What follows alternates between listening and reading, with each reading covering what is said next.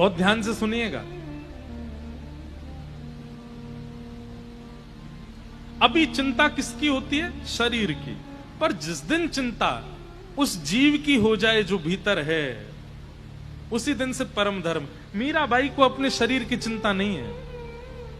आप किसी भी वैष्णव भक्त का नाम बोलिए और उसके चरित्र में हम आपको स्पष्ट कर देंगे कि उनको शरीर की चिंता नहीं थी। सूरदास जी को शरीर की चिंता नहीं है, नरसिंह मेहता को शरीर की चिंता नहीं है, जनाबाई को शरीर की चिंता नहीं है, मुक्ताबाई को शरीर की चिंता नहीं है।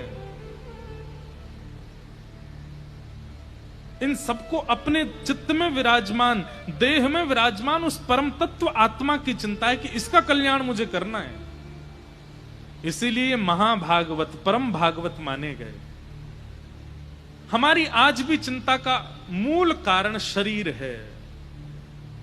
भागवत जी का विषय क्या है कि धीरे धीरे सुनते सुनते सुनते सुनते सुनते सुनते शरीर की चिंता समाप्त हो और भीतर की चिंता प्रकट हो कि भाई ये हाथ मिले हैं, नेत्र मिले हैं, कान मिले हैं, जिह्वा मिली है, नाक मिली है, इन सब से मैंने खूब उपभोग कर लिया, लेकिन इस शरीर की तो कोई अंत ही नहीं है सुख का, ये तो मांगता ही रहता है। अब क्यों ना इन साधनों से भीतर विराजमान उस आत्मा के कल्याण का मैं विचार करूं, उसका मुझे उद्धार करना है।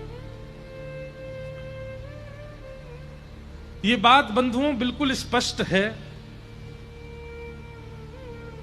हां, अपने उस आत्मा के उद्धार के लिए कोई ज्ञान का मार्ग चुनता है, उस आत्मा के उद्धार के लिए कोई वैराग्य का मार्ग चुनता है, कोई त्याग का मार्ग चुनता है,